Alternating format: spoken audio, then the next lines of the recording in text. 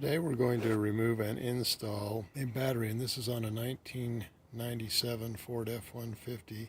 That generation goes from 1997 to 2003, so all should apply to those Ford pickups during that time. Now you'll have two connectors.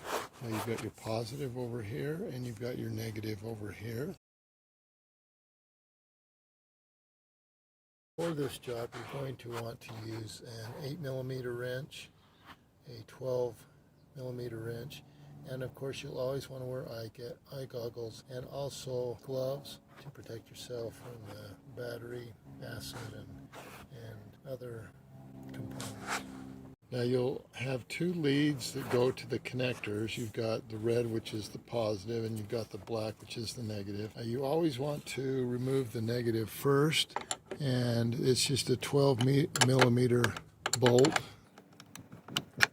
You just go ahead and loosen that up and then pull that off. Now I like to throw a little glove over the connectors. That way they don't hit anything else. And so I've protected that, the negative connector. To remove the positive connector, you're going to need again that wrench. You can use a socket. A socket will work just fine. And you go ahead and loosen that up, and then just go ahead and pull off the battery connector and lead. And again, I also like to put a glove over the positive connector, and then that way, it's not going to come in contact with anything. Okay, now there is a cover that you need to remove. It's just this plastic cover. You just go ahead and pull that off, and you can set that aside.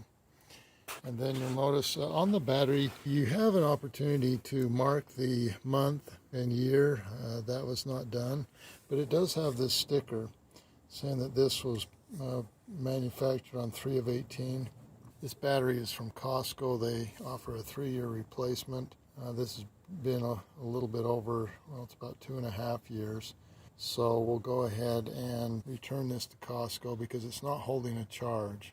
And we'll take it in and see what the problem is. There's one other bolt that you need to remove. It's down here.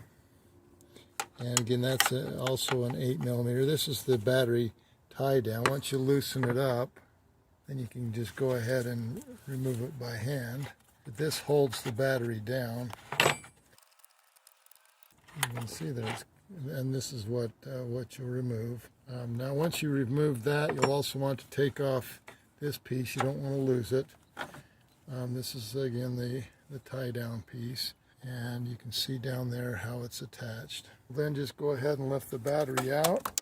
When you have the battery out, it's a good idea. You can see there's a lot of dirt and debris in the case, and what we'll do is we'll go ahead and vacuum that out and clean it up.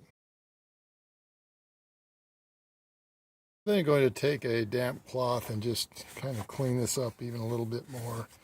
Just wipe around and get everything all cleaned up for the new battery. And you can see how much better it looks. So we're going to go ahead and remove the year, which would be 0.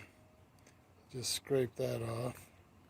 And then we'll go ahead and take the month off, which is July. This will just be another reminder that we bought this in July of 2020. And then the next thing you'll want to do is just go ahead and remove these plastic caps. You just go ahead and pull up on the tab. And then same thing over here. You just lift up on this tab and pull those off. They're just protectors. We're then going to install the tie down. Now you'll notice on the battery that there is a lip. Let's get these terminals, but there's a lip on the battery. You can see it right there. Well, the next thing you'll want to do is put on the battery tie down, and this is how it's going to go on. You'll see that this lip right here will go over the lip that's on the battery. You can see that down here. There's that lip. So the best thing to do is just line up the screw and put that in, and then just go ahead and start tightening the screw. Just tighten it by hand, and if you do have a socket, it might be a little bit easier, but we'll just go ahead and hand tighten this as far as we can. And then we'll go ahead and use the wrench to tighten it down. Again, this is the battery pull downer, and so we'll go ahead and then tighten it down. That is an 8mm wrench. You just want to get it nice and snug. And again, you can use a socket. Probably better you use that. It'll save you a little bit of time, but get it nice and snug. You don't want your battery moving around, because if it moves around, then it's going to loosen up the cables. All right, that feels like it's nice and snug. The next thing we're going to do is we're going to put on the battery connectors.